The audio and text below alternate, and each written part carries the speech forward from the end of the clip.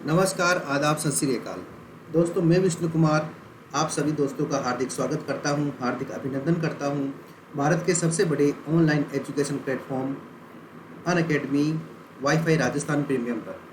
दोस्तों, सबसे पहले तो आज डॉक्टर सर्वपल्ली राधाकृष्णन जी का दिन है और आप जानते हो ये भारत के प्रसिद्ध शिक्षाविद रहे हैं, भारत के पहले उपराष्ट्रपति रहे हैं और भारत के राष्ट्रपति भी रहे हैं। और इनको जो है दार्शनिक राष्ट्रपति के नाम से जाना गया है क्योंकि इनकी दर्शन में बहुत ज़्यादा रुचि थी। और ये जो राष्ट्रपति है इन्होंने शिक्षा के क्षेत्र में उल्लेखनीय कार्य किए और इनको भारत रत्न से भी सम्मानित किया गया था। दोस्तों, तो आज उनका जो दिन है इसी दिन को शिक्षक दिवस के रूप में मनाते हैं, देश में शिक्षक दिवस के रूप में मनाते हैं, जिससे जो गुरु और जो शिष्य की प्रक्रिया जो परंपराएं हैं वो वर्तमान समय में विलुप्त नहीं हो जाए, वो लगातार इसी प्रकार आगे बढ़ते रहे। क्योंकि जो गुरु होते हैं जीवन में वो बड़े महत्वपूर्ण होते हैं साथियों, वो जीवन को संवारने वाले होते हैं, ठीक है। तो उन्हीं के सम्मान में ये दिन मनाया जाता है। तो दोस्तों, उसी क्रम में उन्हीं की प्रेरणा से आगे प्रेरणा लेते हुए हम आगे बढ़ते हैं और हमारी स्टडी को बहुत ही अच्छी तरीके से कंप्लीट करते हैं और उम्मीद करते हैं कि जब अगली बार वापस शिक्षा दिवस आएगा तब तक हम जो हमारा उद्देश्य है, जो हमारा विद्यार्थी होने का जो उद्देश्य है वो पूरा कर लेंगे साथियों, ठीक है। तो आइए इसी क्रम में आगे बढ़ते हैं, नई उम्मीद के साथ, नए जोश के साथ, नई संभावनाओं के साथ, जिससे जो आने वाला भविष्य है, जो निकट भविष्य है वो हमारा अच्छा हो, आपका अच्छा हो और हमारे हिंदुस्तान का अच्छा हो, ठीक है साथियों। तो आइए साथियों, हमारा जो टॉपिक चल रहा था वो था राजस्थान का भूगोल। और राजस्थान के भूगोल में हमने कल जो है हमारा जो पूर्वी मैदानी क्षेत्र है, राजस्थान का पूर्वी मैदानी क्षेत्र है, उसका क्या कर लिया था, उसको कंप्लीट कर लिया था। आज लास्ट पॉइंट बचा है वहाँ पे, जिसका नाम है हाड़ौती का पठार। क्या नाम है? हाड़ौती का पठार। आइए साथियों उसके बारे में चर्चा करते हैं। साथियों, हाड़ौती का पठार क्या कहता है उसको देख लेते हैं एक बार। देखो, दक्षिण पूर्वी पहाड़ी प्रदेश, इसको अगर दक्षिण पूर्वी पहाड़ी प्रदेश कह देते हैं कई बार, क्योंकि आप जानते हो ये कुछ इस तरह का हमारे फॉर्मेशन हुआ है। तो ये हमारा क्या है? ये हमारा हाड़ौती का पठार है, ठीक है ना। ये क्या है? हमारा हाड़ौती का पठार है। तो देखो, ये हमारा साउदर्न पॉइंट है और ये हमारा ईस्टर्न पॉइंट है, इसलिए इसे कई बार क्या बोलते हैं? दक्षिण पूर्वी पठार भी कहते हैं। तो इसमें कोई गलती नहीं है, ठीक है ना। या फिर आप इसे, इसका जो मुख्य नाम है वो है प्लेट्यू ऑफ हाड़ौती, यानी हाड़ौती का पठार। आइए साथियों देखते हैं क्या है। ये राजस्थान के दक्षिण पूर्वी भाग में स्थित मालवा के पठार का विस्तार माना जाता है। क्या माना जाता है कि ये जो हमारा हाड़ौती का प्लेट्यू है, प्लेट्यू ऑफ हाड़ौती है, ये किसका एक्सटेंशन है? Extension of Malwa plateau. Malwa का जो पठार है ये मध्य प्रदेश में है, आप सभी जानते हो, त्रिभुजाकार आकृति का पठार है। यहीं से चंबल नदी और माही नदी का जो ओरिजिन पॉइंट है इसी पठार से होता है, ठीक है। तो ये जो हमारा हाड़ौती का पठार है ये इसी का परिणाम माना जाता है या इसी का एक्सटेंशन माना जाता है। पहली बात क्लियर है आपको। दूसरा देखिए, ये राजस्थान में कहाँ पर है? राजस्थान में दक्षिण पूर्वी भाग में है। कहाँ पर है साथियों? राजस्थान के दक्षिण पूर्वी भाग में है। मुख्य रूप से क्या है? कोटा, बूंदी, बारा और झालावाड़। ये तो क्या है साथियों? मुख्य रूप से इसके अंदर 4 जिले हैं। इसके अलावा बांसवाड़ा, चित्तौड़गढ़ और भीलवाड़ा, 3 अन्य जिले भी इसमें शामिल होते हैं, जिसमें क्या नाम है? चित्तौड़गढ़, भीलवाड़ा और हमारे बांसवाड़ा। चित्तौड़गढ़, भीलवाड़ा और बांसवाड़ा। साथियों, ये जो 3 जिले हैं ये भी आंशिक रूप से इसी में शामिल है, इसलिए बोलते हैं हाड़ौती का पठार का विस्तार कितने जिलों में है दोस्तों? 7 जिलों में है, 7 डिस्ट्रिक्ट में है। बात समझ आ गई प्यारे मित्रों आपको कि हाड़ौती का पठार का विस्तार कितने जिलों में है साथियों? 7 जिलों में है। 4 इसमें इम्पोर्टेंट है, महत्वपूर्ण है, मेजर है, मुख्य है, जिसमें से कोटा, बूंदी, बारा और झालावाड़, ठीक है। आइए साथियों, अगला जो इम्पोर्टेंट क्वेश्चन बन सकता है हमारे एग्जाम पॉइंट ऑफ व्यू से कि हाड़ौती के पठार का क्षेत्रफल क्या है और जनसंख्या क्या है। तो राजस्थान के कुल क्षेत्रफल का 7% हाड़ौती का पठार है और राजस्थान पर निवास करने वाली कुल जनसंख्या क्या? 11%, यानी 11% पॉपुलेशन जो है कहाँ पर रहती है? हमारे हाड़ौती के पठार पर रहती है। सीधी सिंपल कहानी है, कि क्षेत्रफल कितना है प्यारे मित्रों, 7%। किसका, पूरे राजस्थान के एरिया का 7% कौन कवर करता है, हाड़ौती का पठार कवर करता है। और पॉपुलेशन कितना कवर करता है, 11% यानी 11%। देखो साथियों, जलवायु की बात करते हैं। जब हम जलवायु की यानी क्लाइमेट की बात करते हैं तो हम जानते हैं क्लाइमेट किस पे डिपेंड करता है, वर्षा पे डिपेंड करता है, या फिर वर्षा क्लाइमेट पे डिपेंड करती है। ये दोनों वाइस वर्षा है आपस में। तो यहाँ पर हम जानते हैं कि राजस्थान में सबसे ज़्यादा वर्षा इसी भौतिक भूभाग में होती है, और वर्षा कितनी होती है, 120 सेंटीमीटर तक। और आप इस बात को याद रखना कि 57.5 सेंटीमीटर राजस्थान का एवरेज रेनफॉल है, यानी राजस्थान की औसत वार्षिक वर्षा है। ओके, इसको भूलना नहीं है साथियों, इसको याद रखना है। आगे देखो कहानी क्या है। इसलिए जब यहाँ पर 120 सेंटीमीटर यानी 120 सेंटीमीटर तब वर्षा जब होती है, तो यहाँ की जो क्लाइमेट होती है, यहाँ का जो जलवायु है साथियों, उस जलवायु किस प्रकार की होती है, आर्द्र होती है या फिर अति आर्द्र होती है, या तो ह्यूमिड, आर्द्र को क्या बोलते हैं, ह्यूमिड क्लाइमेट, या फिर मच ह्यूमिड यानी बहुत ज़्यादा आर्द्र जलवायु यहाँ पर मिलती है साथियों। साथियों, इस क्षेत्र में सोइल यानी मिट्टी की बात करें तो यहाँ पे मुख्य रूप से ब्लैक सोइल मिलती है। कौन सी मिट्टी मिलती है, काली मृदा मिलती है प्यारे मित्रों। और इसी काली मिट्टी को, काली मृदा को क्या बोलते हैं, कपासी मृदा बोलते हैं। क्या बोलते हैं साथियों, कपासी मृदा। क्योंकि आप जानते हो काली मिट्टी के अंदर दो चीज़ें, दो फसलें, एक का नाम है कपास और एक का नाम है सोयाबीन। एक का नाम है कपास और एक का नाम क्या है दोस्तों, सोयाबीन। ये दो जो फसल है प्यारे मित्रों, ये बहुत ज़्यादा होती है। बात समझ गए ना। काली मिट्टी जो है इसमें कपास और सोयाबीन की फसलें ज़्यादा होती है, इसलिए काली मिट्टी को कपासी मिट्टी बोलते हैं। और आंशिक रूप से लाल पीली यानी रेड येलो मिट्टियाँ भी पाई जाती है। बात समझ गए आप। चलिए आगे देखें। एग्रीकल्चर, क्या कृषि कार्य होता है, कपास यानी कॉटन, ये बहुत ज़्यादा होती है, इसलिए काली मिट्टी को कपासी मृदा भी बोलते हैं। गन्ना यानी शुगर केन, चावल यानी राइस, खट्टे फल यानी जो फल होते हैं, खट्टे फल, रसदार फल जिनमें रस ज़्यादा होता है, और सब्जियां, वेजिटेशन यहाँ पर ज़्यादा उगाई जाती है। दोस्तों झालावाड़ जो ना, ये संतरा के लिए प्रसिद्ध है। किसके लिए, ऑरेंज यानी संतरा के लिए प्रसिद्ध है। और झालावाड़ को राजस्थान का नागपुर कहते हैं। दोस्तों क्वेश्चन आया हुआ है और आ भी सकता है। झालावाड़ को क्या बोलते हैं, राजस्थान का नागपुर। क्या बोलते हैं प्यारे मित्रों, राजस्थान का नागपुर कहते हैं। इस चीज़ को नहीं भूलना आपको कि झालावाड़ जो है इसे क्या बोलते हैं, राजस्थान का नागपुर बोलते हैं। ठीक है, इसका विशेष ध्यान रहे, विशेष ख्याल रहे। अगला पॉइंट देखो, हम बात करते हैं खनिज की। तो इस क्षेत्र में देखो कोटा स्टोन मिलती है, ठीक है ना, भीलवाड़ा से अभ्रक मिलती है और टोंक से तांबड़ा मिलता है। हालांकि टोंक का संबंध इस पहाड़ी क्षेत्र से नहीं है, ठीक है ना। तो कोटा से कोटा स्टोन मिलती है, भीलवाड़ा से जो है हमारे अभ्रक वाली चीज़ें मिलती है। और यहाँ पर अनेक प्रकार के पत्थर भी मिलते हैं, जैसे स्लेटी पत्थर। कौन सा पत्थर, स्लेटी पत्थर भी यहाँ पर मिलता है। जैसे बिजूलिया जो हमारे भीलवाड़ा में है। यहाँ से पट्टी कातले तो आप जानते होंगे, ये जब हम कोई घर बनाते हैं, निर्माण कार्य करते हैं, तब ये पट्टी कातले काम में आते हैं। ठीक है दोस्तों, तो यहाँ बहुत सारे खनिज मिलते हैं। अगर वनस्पति की बात करें, वेजिटेशन, वनस्पति का मतलब क्या है, वेजिटेशन, तो यहाँ पर साल के वृक्ष, सागवान के वृक्ष, जामुन के वृक्ष, आम, बरगद, रोहिड़ा आदि वृक्ष पाए जाते हैं दोस्तों। और सागवान के लिए सबसे सूटेबल कंडीशन जो है, सबसे सूटेबल जो इकोलॉजी है, वो कहाँ पर है, हमारे बांसवाड़ा में है। इसका ध्यान रखना, यानी बांसवाड़ा में सबसे बेस्ट हमारे क्या है, सागवान लगाने की जगह है। महुआ और बांस, महुआ भी एक क्या होता है दोस्तों, एक पेड़ होता है। राजस्थान आर्ट एंड कल्चर में जब आप जनजातियाँ यानी ट्राइब्स पढ़ते हो, तब पढ़ते हो कि महुआ से शराब का कार्य किया जाता है। महुआ से किसका निर्माण किया जाता है, शराब का निर्माण किया जाता है। और बांस जो है, ये बांस जो है हमारे आदिवासियों के द्वारा ज़्यादा उगाया जाता है, और इसे ग्रीन गोल्ड कहते हैं। क्या बोलते हैं इसे, हरा सोना बोलते हैं। जैसे कपास को क्या बोलते हैं, सफ़ेद सोना बोलते हैं, ऐसे ही बांस को क्या बोलते हैं, हरा सोना बोलते हैं। और जैसे ब्लैक गोल्ड किसे बोलते हैं, हमारे जो पेट्रोलियम पदार्थ निकलते हैं और जो अफीम निकलती है, इन्हें ब्लैक गोल्ड बोलते हैं, काला सोना। ठीक है ना। इस तरह से ये सोना वगैरह आएंगे आगे, इसका आपको ध्यान रखना है प्यारे मित्रों। तो दोस्तों ये हो गई हमारी वनस्पति की बात। अब हम देखो इस क्षेत्र में वर्षा।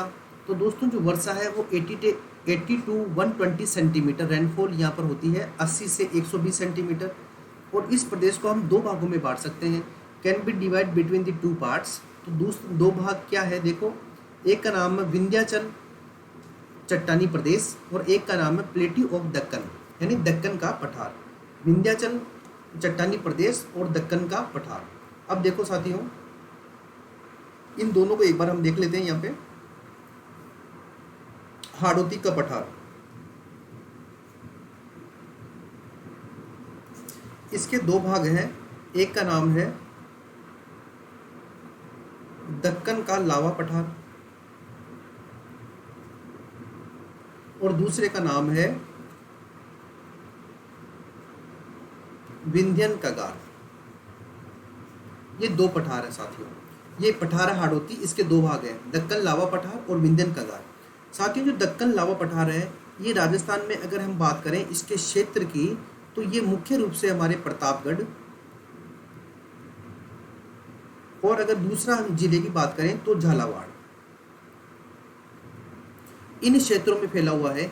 और आप जानते हो इन क्षेत्रों को हम क्या बोलते हैं, मालव बोलते हैं, जबकि पूरे हाड़ौती के पठार को क्या बोलते हैं साथियों, माल बोलते हैं। जो हमारा विंध्यन कगार है इसका जो क्षेत्र है हमारे, ये हमारे बारा हो गया, कोटा हो गया, बूंदी हो गया और भीलवाड़ा वाला भाग हो गया, ये क्षेत्र इसमें प्रमुख रूप से शामिल है। अगर हम बात करें कि यहाँ पर खनिज कौन से मिलते हैं या कौन से स्टोन मिलते हैं हमारे दक्कन लावा पठार वाले हिस्से में, तो साथियों आप जानते हो यहाँ पर स्लेटी पत्थर यानी स्लेटी स्टोन मिलते हैं, स्लेटी पत्थर मिलते हैं और दूसरा बलुआ पत्थर यानी सैंडी स्टोन मिलते हैं। अगर यहाँ पर बात करें हम तो आप जानते हो यहाँ पर कोटा जो है, कोटा के अंदर कोटा स्टोन मिलती है। क्या मिलती है, कोटा स्टोन। ये कहीं आप ऑफिस के अंदर लगा हुआ देख सकते हो, कोटा स्टोन ये यहाँ पर मिलता है। इसके अलावा भीलवाड़ा की बात करें तो भीलवाड़ा के अंदर जो हमारे पट्टी कातले हैं, पट्टी कातले ये यहाँ पर बहुत ज़्यादा फेमस है और यहाँ की फेमस है ये, ठीक है ना। अगर थोड़ा सा हम ऊपर की बात करें तो यहाँ पर करौली के आसपास लाल पत्थर भी बहुत ज़्यादा मिलते हैं। अगर यहाँ के प्रमुख नदियों की बात करें कि यहाँ की प्रमुख नदियाँ कौन सी है, तो यहाँ पर प्रमुख नदी है काली सिंध। कौन सी नदी है साथियों, काली सिंध, जो आपको पता है ये देवास मध्य प्रदेश से निकलती है, हमारे झालावाड़ में प्रवेश करती है और झालावाड़ में प्रवेश करके कोटा के पास जाकर किस में मिल जाती है, चंबल में मिल जाती है। अगर विंध्यन कगार की बात करें साथियों, क्योंकि इसमें चित्तौड़गढ़ वाला भाग भी आता है, अगर विंध्यन कगार की बात करें तो यहाँ की प्रमुख नदी का नाम आप जानते हो, यहाँ की प्रमुख नदी का नाम है चंबल नदी। क्या नाम है दोस्तों, चंबल नदी। और यहाँ पर पार्वती नदी, चंबल नदी, पार्वती नदी, ये जो नदियाँ हैं ये इसकी सहायक नदियाँ हैं या इसके पार्ट हैं। दक्कन लावा प्लेट्यू बोलते हैं और इसे बोलते हैं विंध्यन कगार को बोलते हैं स्कॉर्पलैंड, SCARP स्कॉर्पलैंड, यानी विंध्यन स्कॉर्पलैंड, ठीक है ना। कगार का मतलब क्या होता है, स्कॉर्पलैंड। तो ये विंध्यन कगार और दक्कन का लावा पठार, ये जो दोस्तों हमारे दो भाग हैं, ये हाड़ौती के पठार के दोनों भाग हैं। अब वापस आ जाते हैं एक बार। तो दोस्तों ये दोनों बातें हो गई हमारी, विंध्यन जो कगार है वो और दक्कन का पठार, इसके दोनों भाग हैं और दोनों भागों को हमने देख लिया है। देखो एक लिखा है ग्रेट बाउंड्री फॉल्ट यानी महान सीमा भ्रंश। क्या बोलते हैं इसे, ग्रेट बाउंड्री फॉल्ट, महान सीमा भ्रंश। ये क्या है साथियों, देखो अरावली पर्वतमाला के पूर्व में स्थित है। तो जैसे मान लिया ये हमारा क्या है, राजस्थान है, ये हमारा क्या है प्यारे मित्रों, राजस्थान। और इस अरावली पूर्वमाला, ये अरावली के ईस्टर्न भाग में स्थित है, जो कि विंध्याचल पर्वत श्रेणी को अरावली से अलग करता है। ये हमारा यहाँ पर क्या आ गया, प्लेट्यू ऑफ हाड़ौती आ गया, ठीक है। और यहाँ पर ये स्थित है साथियों, ये जो फ्रंट फॉल्ट है यहाँ पर स्थित है। और आप जानते हो मध्य प्रदेश में यहाँ पर एक हमारे गुजरात, मध्य प्रदेश, उत्तर प्रदेश और बिहार चारों में फैली हुई एक रेंज है जिसका नाम है विंध्याचल रेंज। क्या नाम है दोस्तों, विंध्याचल। और विंध्याचल जो रेंज है ये एक तो हीरे यानी डायमंड के लिए और एक चूने यानी लाइम स्टोन के लिए फेमस है साथियों। और ये लगभग 1050 किलोमीटर लंबी है। इसकी चर्चा इंडियन ज्योग्राफी में करते हैं तो इन दोनों को सेपरेट करने वाली लाइन है ये, जिसे ग्रेट बाउंड्री फॉल्ट कहते हैं। तो ये हमारे कहाँ फैली हुई है, ये हमारे एक तो चित्तौड़गढ़ में फैली हुई है, ठीक है ना, उसके बाद में हमारे बूंदी में फैली हुई है, उसके बाद में सवाई माधोपुर में फैली हुई है। तो मुख्य रूप से कहाँ पर फैली हुई है ये, चित्तौड़गढ़ में, दूसरा हमारे बूंदी यानी जो बावड़ियों का शहर है उसमें, और जो टाइगर डिस्ट्रिक्ट है सवाई माधोपुर, इसके अंदर ये फैली हुई है साथियों। यानी चित्तौड़गढ़, बूंदी और सवाई माधोपुर के अंदर क्या है, हमारे ग्रेट बाउंड्री फॉल्ट है। ये ग्रेट बाउंड्री फॉल्ट क्या है, एक भ्रंश है। और भ्रंश यानी फॉल्ट क्या होता है, जब कोई चट्टानें ऊपर नीचे या फिर अपनी गति के कारण, प्रेशर के कारण जब एक दूसरे के ऊपर नीचे हो जाती है तो वहाँ पर कुछ एक वैली बन जाती है, एक भ्रंश बन जाता है, उसे ही क्या बोलते हैं हम फॉल्ट बोलते हैं या भ्रंश बोलते हैं। तो अरावली पर्वतमाला और विंध्याचल, इन दोनों को अलग करने वाला फ्रंट कौन सा है, महान सीमा भ्रंश है, ग्रेट बाउंड्री फॉल्ट है, जो कि हमारे मुख्य रूप से चित्तौड़गढ़, बूंदी और सवाई माधोपुर में स्थित है। बात समझ आ गई प्यारे मित्रों। आगे देखो साथियों, देखो ये जो हमारे हाड़ौती का पठार है, कौन सा पठार, हाड़ौती का जो पठार है, ये किसका भाग है, ये हमारे गोंडवाना लैंड का भाग है। किसका भाग है, गोंडवाना लैंड का भाग है साथियों।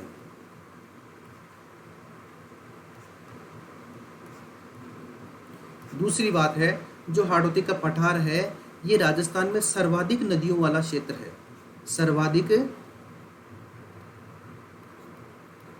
सर्वाधिक नदियों वाला भाग है, यह सर्वाधिक नदियों वाला भौतिक प्रदेश, फिजिकल डिवीजन है। और इसका उपनाम क्या है, इसका उपनाम है माल। क्या नाम है दोस्तों, इसका उपनाम है माल। ये मैंने आपको बताया था, माल और मालव, ठीक है। अगर आपसे पूछे कि इसका फॉर्मेशन एज क्या है, यानी निर्माण काल क्या है, ये बड़ा महत्वपूर्ण है, इसको आप थोड़ा विशेष ध्यान दे के रखना। इसका नाम है कार्बोनीफेरस।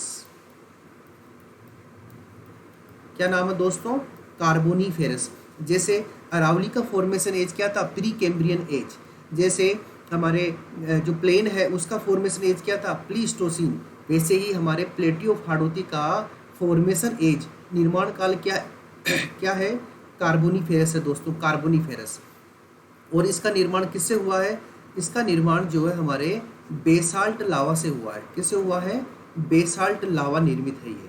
यानी लावा होता है जो हमारे अपर मेंटल में होता है, और पृथ्वी की जो इंटरनल एक्टिविटीज होती है उसके कारण जो वोल्केनो यानी ज्वालामुखी निकलता है, उससे वो तरल पदार्थ बाहर निकलता है, तो उसे लावा कहते हैं, ठीक है ना, लावा या मेग्मा। ये उससे बना हुआ है, बेसाल्ट लावा से बना हुआ है साथियों, ठीक है ना। यहाँ की अगर प्रमुख फसलों की बात करें तो आपने देखा था गन्ना होता है, चावल होता है, तंबाकू होता है, और यहाँ पर जो संतरा होता है। और संतरा के अंदर राजस्थान का नागपुर किसे बोलते हैं, हम झालावाड़ को बोलते हैं। किसे बोलते हैं साथियों, झालावाड़ को बोलते हैं। और आप जानते हो ये जो झालावाड़ है ये संतरों के लिए फेमस है, ठीक है। इसी तरह से ये जो हमारा प्रदेश है हाड़ौती का प्रदेश, इसे संक्रांति क्षेत्र भी कहते हैं। संक्रांति क्षेत्र क्यों कहते हैं, क्योंकि देखो संक्रांति क्षेत्र इसलिए कहते हैं, ये हमारा राजस्थान है, ठीक है, और ये हमारा हाड़ौती का पठार है, ये जिसको मैंने पूरा रेड कर दिया है, ये हाड़ौती का पठार है। यहाँ पर ये अरावली पर्वतमाला है और यहाँ पर ये विंध्याचल पर्वतमाला है। यानी अरावली पर्वतमाला और विंध्याचल पर्वतमाला को सेपरेट करने वाला ये क्षेत्र है। इसलिए ये क्षेत्र क्या है, एक संक्रांति प्रदेश है इन दोनों के बीच में। इन दोनों को अलग करने वाला क्षेत्र है। इन दोनों को अरावली हो गया और दूसरा हमारे जो विंध्याचल हो गया, इसलिए इसे क्या बोलते हैं, हम संक्रांति प्रदेश बोलते हैं। किसके बीच में, between Aravali and Vindhyachal range, Aravali और विंध्याचल प्रदेश के बीच में, ठीक है साथियों। उसके बाद में देखो, अगर हम बात करें तो यूँ देखो कि यहाँ पर कुछ जो है इम्पोर्टेंट पहाड़ियाँ भी है।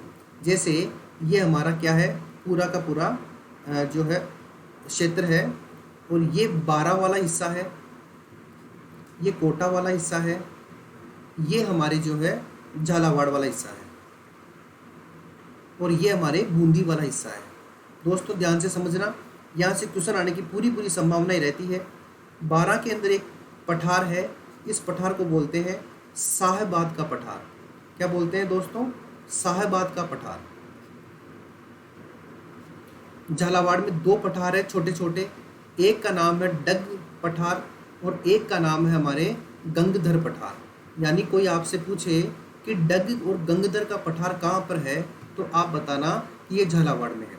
आप जानते हो बूंदी, कोटा और झालावाड़, यहाँ पर एक पर्वत है, इस पर्वत श्रेणी को बोलते हैं मुकुंदरा हिल्स। क्या बोलते हैं इस पर्वत श्रेणी को? मुकुंदरा हिल्स। और बूंदी के अंदर एक पर्वत श्रेणी है साथियों, इस पर्वत श्रेणी को बोलते हैं अडावल। क्या बोलते हैं? अडावल पर्वत। और आप सभी जानते हो अडावल पर्वत और मुकुंदरा हिल्स, इन दोनों को मिलाकर हम क्या बोलते हैं? क्रीसेंट शेप हिल्स, अर्धचंद्राकार पहाड़ियाँ। क्या बोलते हैं? क्रीसेंट शेप हिल्स, अर्धचंद्राकार पहाड़ियाँ इन्हें कहते हैं साथियों। तो इसके बारे में आप ध्यान रखना, ये एग्जाम के अंदर कई बार पूछा जाता है। तो देखो इस क्षेत्र की बात करें हम तो 12 के अंदर एक पठार है जिसका नाम क्या है? साहेबाद का पठार। डग जो पठार है ये झालावाड़ में है। गंगधर का पठार जो है ये भी झालावाड़ में है। जो मुकुंदरा हिल्स है ये थोड़ी सी बूंदी, फिर कोटा और झालावाड़ में है। और जो अडावल पर्वत है ये बूंदी में है। तो अडावल पर्वत और मुकुंदरा हिल्स दोनों को मिलाकर क्रीसेंट शेप हिल्स कहते हैं, अर्धचंद्राकार पहाड़ियाँ कहते हैं। और आप जानते हो इन अर्धचंद्राकार पहाड़ियों के अंदर 4 दर्रे हैं जिनके नाम आप बखूबी जानते हो। जानते हो कि नहीं जानते? मैंने बता दिए थे ये चारों दर्रे, एक बार दोबारा देख लो।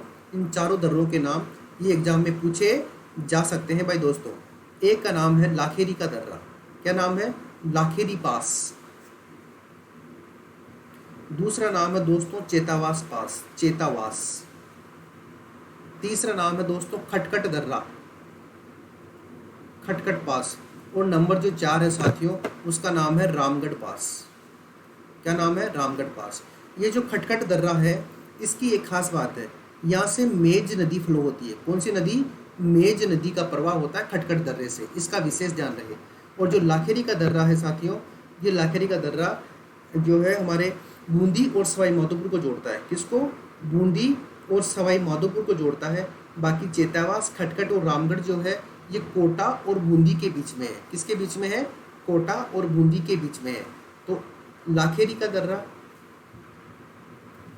तो लाखेरी का पास, चेतावास पास, खटखट पास और रामगढ़ पास, यानी LCKR, इसका विशेष रूप से आपको ख्याल रहे। आपसे क्वेश्चन पूछा जा सकता है कि हाड़ौती के पठार पर कौन कौन सी पासेज, कौन कौन सी दर्रे स्थित हैं, तब आपको इन चारों के नाम लेने हैं। इन चारों में से आपको ये भी देखना है कि लाखेरी सबसे ऊपर है और रामगढ़ सबसे नीचे है। लाखेरी जो है हमारे बूंदी और सवाई माधोपुर और बाकी कोटा और बूंदी। लाखेरी जानते हो आप, लाखेरी इसलिए फेमस है कि 1916 में पहली बार यहाँ पर राजस्थान का सीमेंट कारखाना लगा था। क्या लगा था? सीमेंट प्लांट लगा था। इसके लिए लाखेरी क्या है? फेमस है। तो इसके बारे में आप विशेष ध्यान रखना। एक अगर आपको क्वेश्चन पूछ ले कि झालावाड़ का उच्चतम बिंदु, झालावाड़ का हाईएस्ट पीक कौन सा है, यानी झालावाड़ का उच्चतम बिंदु कौन सा है, यानी जो पहाड़ी क्षेत्र ना उसकी बात कर रहा है। तो ध्यान रखना इसका उच्चतम बिंदु है जिसका नाम है चांदबाड़ी। क्या नाम है दोस्तों? चांदबाड़ी।